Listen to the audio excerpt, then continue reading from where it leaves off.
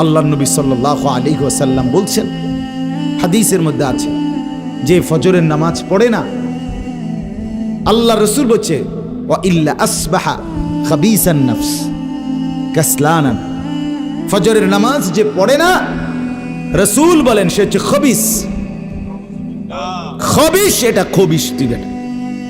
এই তোমরা যারা ফজরের নামাজ পড়ো না, খবিস তুই বেটা, খবিস।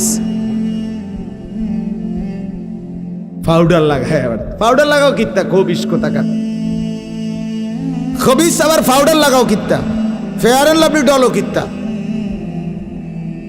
কথা বলেন না কেন? তুই কিত্তা পাউডার লাগাও, পাউডার লাগাইলে বুঝি সুন্দর হয়। বেড়িয়ে দেখো না পাউডার লাগায়ও, এ বুড়িয়ে লাগায় ঘন্টা দুয়েক পর আবার এ বুড়িয়ে দুইয়া লাগ, বুড়ি জানে এটা ধোকা, ঠিক কিনা বলেন না? এটা যে ধোকা, নাহলে বুড়ি ধোকা।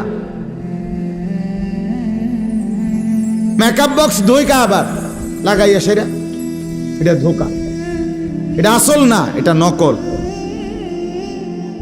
আল্লাহ নবী সাল্লাল্লাহু আলাইহি সাল্লাম বলেন বেনামাজি খবিস।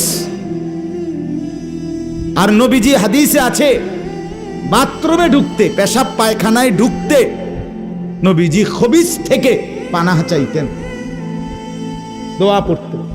তো এই দোয়ার অর্থ কি? আল্লাহ আমি খবিস থেকে কি চাই? পানাহ চাই। তার মানে নবীজি বুঝাই দিছে উম্মত, পেশাব পায়খানার মধ্যে থাকে খবিস।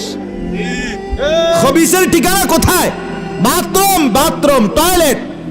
আল্লাহুম্মা ইন্নী আউযু বিকা মিনাল খুবুসি ওয়াল খাবায়েস। আল্লাহ খবিস থেকে পানাহ চাই।